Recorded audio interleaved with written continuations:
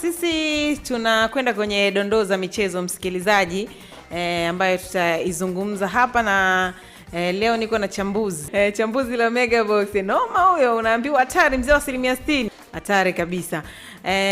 Katika dondoo za michezo, Machi mosi sio mbali.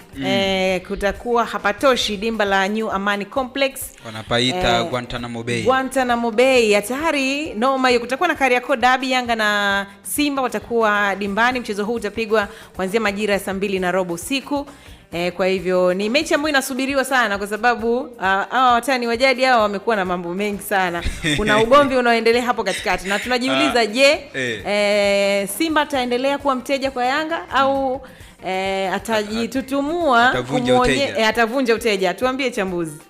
Ya mechi za derby mara nyingi zina hisia kubwa, na ukiangalia katika mechi hizi zina mambo mengi, sio tu ndani ya uwanja, hata nje ya uwanja. Mashabiki, unajua ukiferi nje ya uwanja, ndani ya uwanja kwenda kuferi ni kitu chepesi sana. Haya tunaona sana hasa kwenye hizi kanda za Falme za Kiarabu. Waarabu wakati tunaenda kucheza nao, wewe umetoka katika sehemu zetu hizi za Afrika Mashariki, ukienda kukutana nao wanaanza kukupiga vijembe ukiwa nje. Kumbuka mechi ya finali ya Yanga na USM Alger pale Algeria.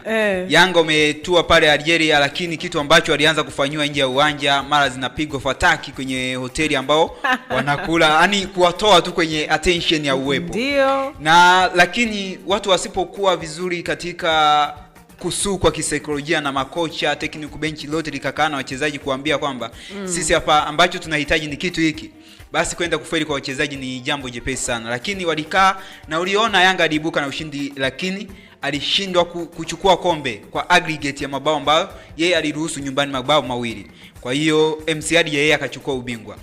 Mechi ya derby ni mechi ngumu, sio mechi ya kuanza kuitabiri sasa hivi, maana watu wengi wanamwangalia Simba yuko kinyonge, lakini ukiangalia kikosi sasa hivi tunaona kimeshaanza kujipata. Huwezi kunielewa kwa sasa hivi, lakini utaweza kunielewa baadaye. Kama Simba ataendelea kuwa na performance nzuri katika mechi zake ambazo anacheza. Lakini sio hivyo tu, kwa Yanga na wenyewe sasa hivi wapo vizuri, lakini hapa katikati wana mechi.